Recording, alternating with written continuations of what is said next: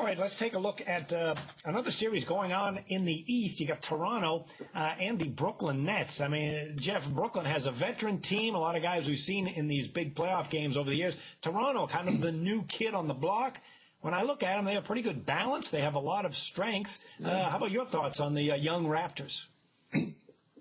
Yeah, this is supposed to be a rebuilding year for the Raptors, but they've done a great job this year. They won the Atlantic, the 46-33-3 against the spread, including 25-15-1 on the road. DeMar DeRozan leads the team 22.7 points per game. They won 6 of the last 7 games before losing to the Knicks on the last day of the season.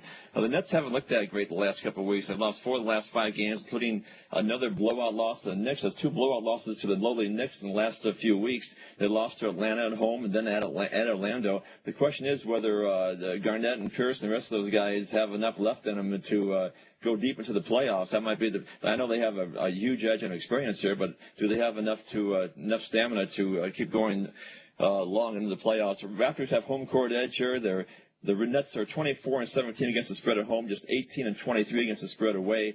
I'm going to give the edge to the Raptors here in this series, John. All right, Jim, the very first game, it's the lowest point total on the board here. Toronto just 3.5-point favorite. And one thing about this Brooklyn team is they have a young head coach in Jason Kidd. I mean, here's a guy who 1 year ago today, Jason Kidd was playing in the NBA, and here he is a head coach of an NBA team with 0 experience. How does that factor in? Well, I think he's done a reasonably good job. They have a straight-up record of 44-38. Road, not so good. I mean, they struggle a little bit on the road, 18-23 against the spread. I think Kidd's done a reasonable job for a first-year coach. Yes, like you said, he was a player last year. That's not an easy transition. I'm sure he's learned a lot this year. But I think Toronto in this spot, I mean, they got the home field advantage for a reason.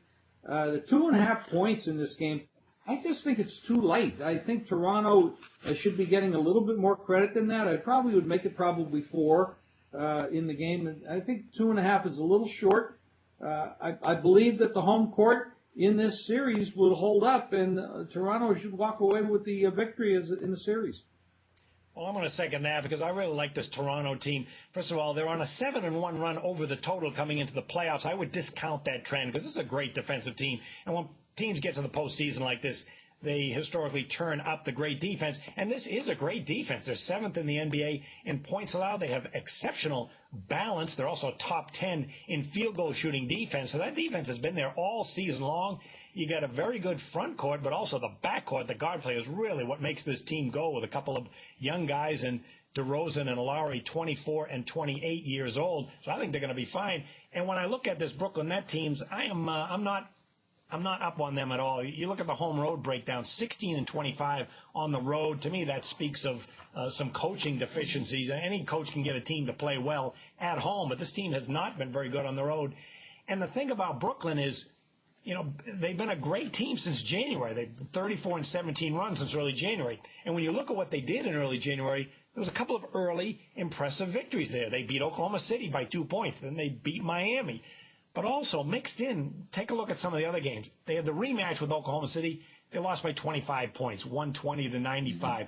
That same month, they beat the Spurs. Very impressive, 103-89. Then they went out to Portland. They lost by 44 points. In the last month, they've lost twice to the New York Knicks. They had a 1-point win at Miami. Again, very impressive, but they also lost at Boston. So this is an erratic team. And I attributed that part of that to the head coach being so young. So I'm not crazy about this team. And finally, with Brooklyn, the defense. There's a lot of deficiencies. The suspect defense with the Nets, 17th in field goal shooting defense, 22nd at defending the three-pointer. And that was a problem when they played Toronto all season long. Toronto hit 11 of 26 threes in one meeting, 42%. When Toronto won at home, they hit 11 of 25 threes. And even in the most recent game that the Nets won, 101-97, Toronto shot 49% for the game. So they've been exceptional shooting against Brooklyn all season long. So I give the edge to Toronto in this one. All right, before we move on to a couple of series in the West, if you want to get free plays sent right to your cell phone every day, if you want to get them from Dave Koken, just text Koken to 313131. And Jim, you got free plays as well that people can access right to their cell phone each day. That's correct. Just text WINNER to WINNER to 313131. That's 313131. Text winner, and we'll send you a free play right to your cell phone each and every day. You know, one thing, John, I want to mention, I'm going to be doing some more videos, and I'm going to look at some key stats that we all have to focus on in the playoffs. Points off turnovers, for example, bench play, plus and minus. We're going to be looking at the defensive efficiency, offensive efficiency, crunch time free throws. How does the team do in the last few minutes of a game when it really matters? And some of these teams are remarkably good and bad. And then second chance points, rebounds, offensive rebounds are very critical. I'm going to be breaking down these games, looking at all those statistics today and tomorrow in different videos. So make sure you come back and check out those other videos I'm going to be doing. Okay, and all those videos are available right at jimfeist.com.